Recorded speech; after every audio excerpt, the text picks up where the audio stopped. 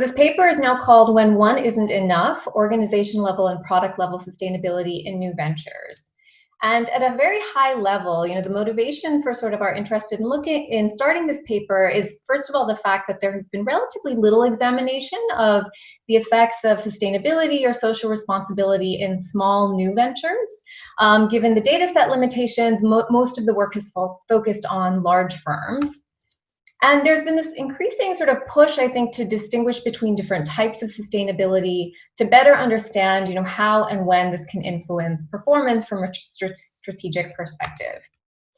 So in this paper, we're making a distinction between organization level and product level sustainability in new ventures, where product level sustainability is that which is mainly attributed to the product or service that's produced by the firm, and org level, or you might think of it as producer level sustainability, is that which is mainly attributed to the producer of, or the firm that produces and sells the good or service. So an example of product level sustainability would be, solar panels are a product that are very clearly sustainable in their own right. An example of organization level sustainability might be, say, a firm that creates stuffed animals, which is not an inherently sustainable product, but which donates a portion of their charities to a children's relief fund or something like that. So for any new venture, I think you can think of them as falling on sort of this spectrum. For simplicity, we're going to sort of treat it as a 2x2. Where ventures are categorized as sort of having both, which is dual sustainability, one or the other, or neither. So from a theoretical perspective, the work with looking at large firms has showed numerous examples where org level sustainability alone or product level sustainability alone can benefit the firm. Org level sustainability has been shown to signal positive things to stakeholders that they value, which results in positive stakeholder behavior. And product level sustainability alone has been shown to be valued by a segment of consumers who value that type of product. So in large firms, we've seen examples where doing one is enough to reap some benefits for the firm. We think that in new ventures, it might be a little bit different. And the reason we think that it might be a little bit different is because information asymmetry is so high in the context of stakeholders evaluating new ventures. You just don't have much information about a brand new venture in compared to sort of the information you have available for larger firms. And it's been shown that when information asymmetry is high, I didn't do that. That's just for pictorial enhancement, I guess. Stakeholders will heavily weigh the signals of credibility and legitimacy. And organizations are generally viewed as more credible or legitimate when they provide consistent or congruent signals. And there's been work showing, for example, the importance of congruence between founder, gender, and social claims in new ventures. And I think this is also what Siv is going to be talking a little bit about later as well, which is great. So we think that, this consistency across org and product level signals might be particularly important in new ventures. And because of that, it's unclear whether these new ventures can benefit from either org level sustainability or product level sustainability alone. So at a high level, the research question that we're asking, is org or product level sustainability sufficient to boost success of a new venture, or are both required, and under what conditions? And we use mixed methods. So our main data set is an observational setting that we're excited about because it provides comparable information across a wide range of new ventures, which is the universe of all Kickstarter campaigns from 2009 to 2016. And then I'll describe a pilot experiment on MTurk that we launched to try to gain some insight into the mechanism.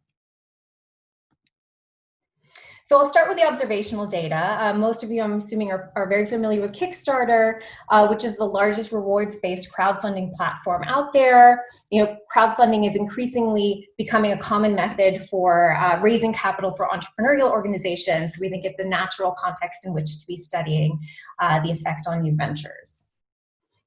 So the way that we categorize product level and org level CSR from this Kickstarter data is we took the program, the examples. You can see down here, there's a description of the project. So we take the description of the project or campaign, and then we took about 2,000 of these training example campaigns and had them labeled by 3 MTurk coders to answer whether or not the product or service benefits the environment or the broader society. And if the answer was yes, then it's classified as having product level CSR. If no, then it's classified as not having product level CSR. And same for the organization. So does the organization have a goal or mission of benefiting the environment or the broader society? If yes, then that's classified as having org level CSR. If no, then no org level CSR. And then the data set from this first step is used to train a GBM model to label the rest of our observations. We have almost 300,000 observations in total. So I'll give you some examples of projects that were classified in these different buckets to give you a sense of sort of how this algorithm worked. And we actually created this interactive site. So if you go to this website, you'll see sort of what I see on the screen here, and you can actually take text from Kickstarter projects, put them in here, and the website will tell you what our algorithm would classify it as. And so we did this in a way, we think that a lot of times with these machine learning classifications, it can be a bit of a black box, and sometimes the reader doesn't really know how it's working. So this is intended to sort of give the reader a little bit more confidence in the model, and so that they can sort of test it out for themselves and gut check that they think that it's working properly. So I'll give you a couple of examples. For product only sustainability, you can see a description of the project on the left here. This is a remote controlled air conditioner, which is suggesting that it's a responsible product. But you know, there's nothing in the text that suggests that the organization is doing anything above and beyond for the environment or broader society, other than sort of this product. So this algorithm would classify this as not being a socially responsible organization with 80% confidence, but having a responsible product or service with 91% confidence. Here's another example. So this is an example of organization-only sustainability. In this project, the founder is pitching a buy trailer that makes Cambodian catering food. The project itself is not particularly, the product itself is not particularly, sustainable or necessarily benefiting society in any way. But at the bottom, you can see that they describe that they plan to use the trailer to raise awareness of issues faced by women in the home country and to raise funds for projects there. So by supporting this project, you're not only helping to bring Cambodian food to Montana, but also helping those in need in Cambodia. So this is an example of a project that's being classified as being from a socially responsible organization, but not having a socially responsible product or service.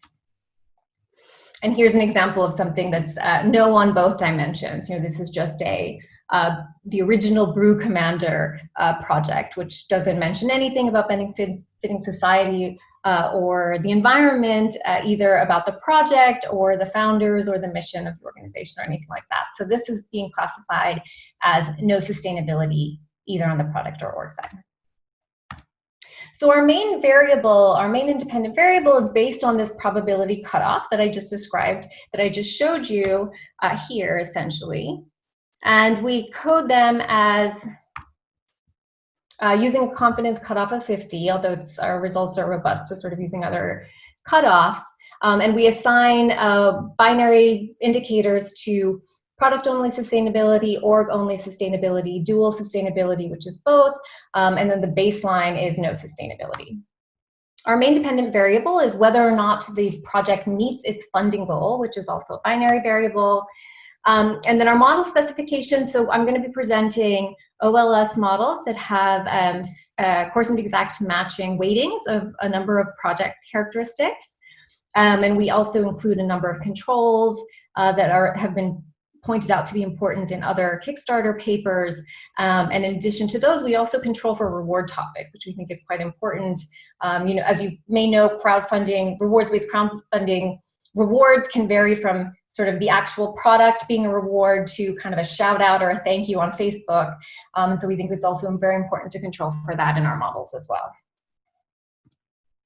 So I'll describe at a very high level some of our results. I'm going to show you coefficient plots just to sort of focus your eyes on the most important variables. So here you can see The dependent variable, again, is a successful project. So what this shows us is that dual sustainability, having both product and service, both product or service and org sustainability at the same time, increases success by 4% compared to no sustainability. But as you can see, the only ones, product, service only, and org only, make no statistically significant difference compared to not being sustainable at all.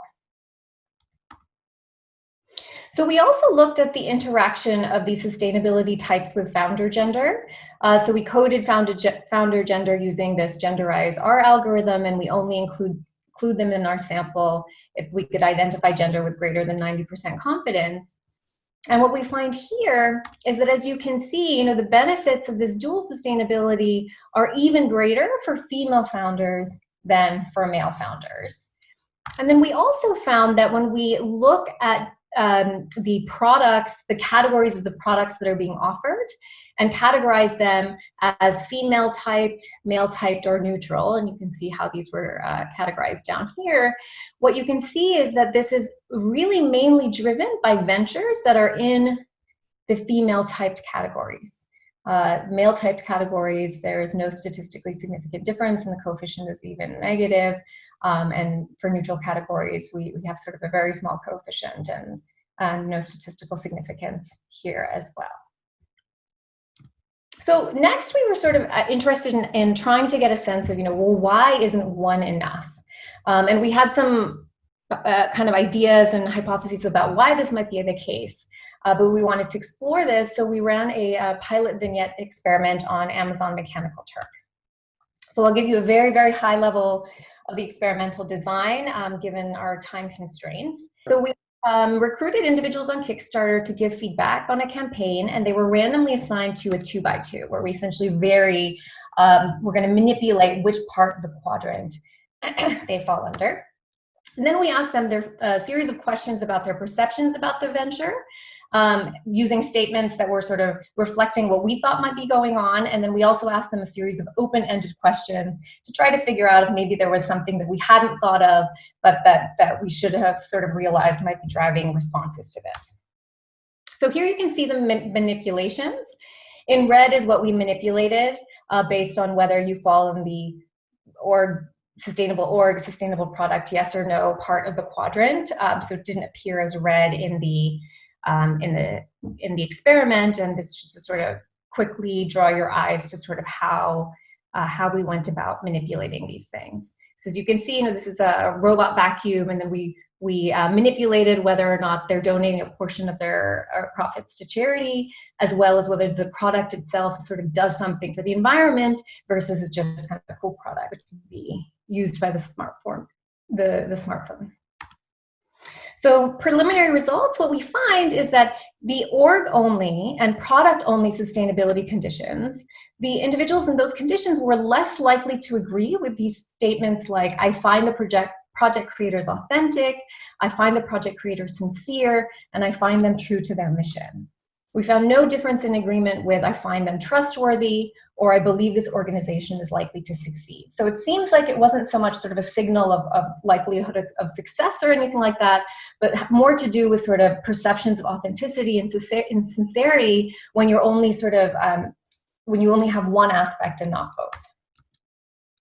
We also looked at some open-ended questions, and it seems like these also really are suggesting a sincerity, authenticity mechanism. So some of the quotes from these open-ended questions were comments like, they're being fake and want to look likable, they're disingenuous, they're not true to their word, and their service is for profit. So even the open-ended questions were, I think, starting to suggest that this is sort of a sincerity and authenticity mechanism that might be going on here. So to sort of remind you of what we've shown in this paper, what we find is that ventures need both product level and org level sustainability for sustainability to predict success. This is more important for female than male founders, especially if they're selling a female typed product or service.